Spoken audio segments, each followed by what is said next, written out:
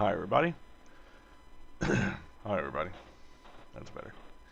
So, I just finished up the stiffeners the other day. This is for the right tank. And now I'm working on something else. So I'm not sure what else, but definitely working on something else. Yes. So I'm attaching, before we can get onto the ribs, it's best to just go ahead and attach the fuel drain as well as the gas cap.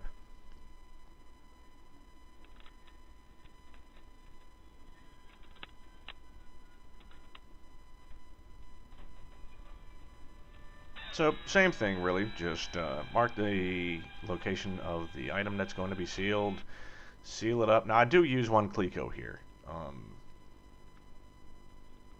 Oh wait, no I didn't. I did not use a Cleco. I did it just like the stiffeners.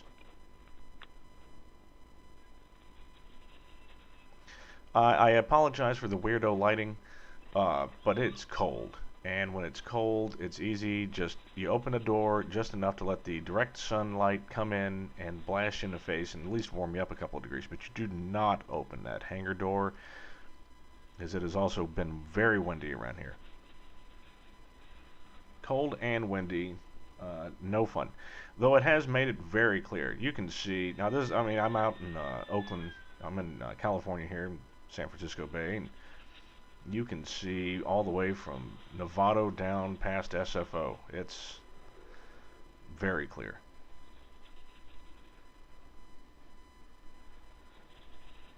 Just, with some brutalizing turbulence.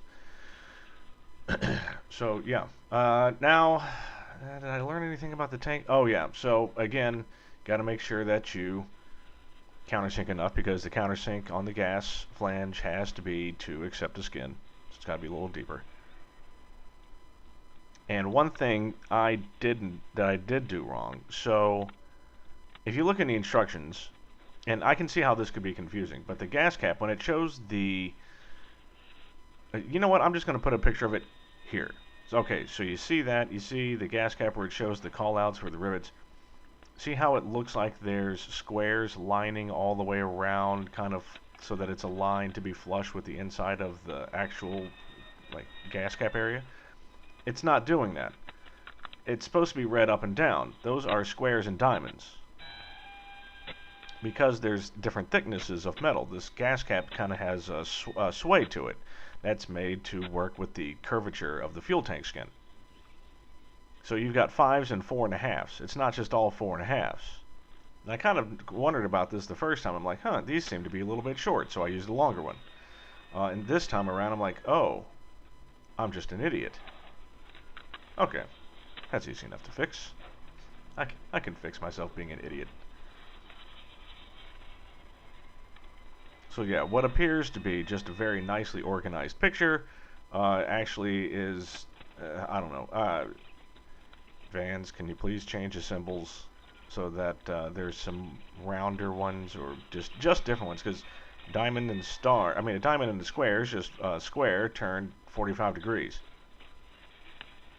Anyway, so with both of those sealed in and riveted in place, I'm now just going to go ahead. It's time to Cleco in all of the ribs, make sure everything is lined up properly, that there's no twist. And then start to seal in all the ribs, starting with that small one up front that you're looking at right there.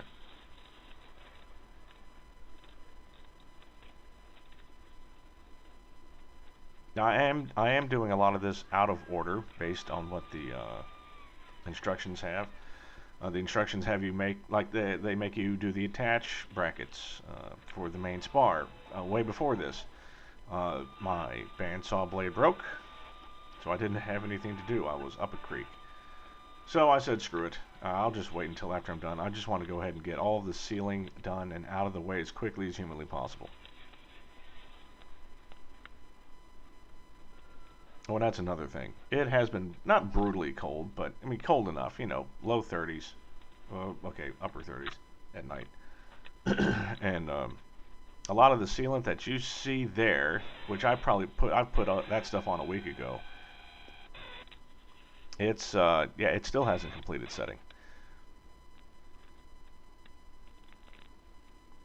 there you just see me. Okay, so I riveted on the rivets that Vans gives you to plug up the forming holes in the ribs. Now last time, this is something interesting. So last time,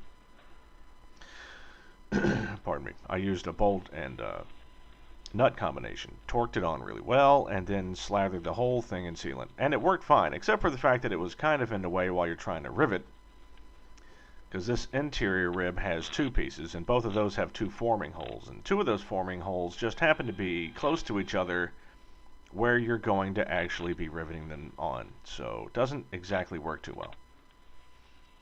So I used the rivets this time. They're big size 6 rivets. You just basically have to put on the big cup for riveting. I cranked my ×3 rivet gun up to about 90 pounds and opened it up full blast, and it does the job, but it takes about 8 seconds, and that's with the heavy tungsten bucking bar. So anyway, here you see me. Here I am sealing on and riveting on the very first little rib. And in the next video, my friend Ted comes back out and we start riveting in these ribs. So I'll see you soon.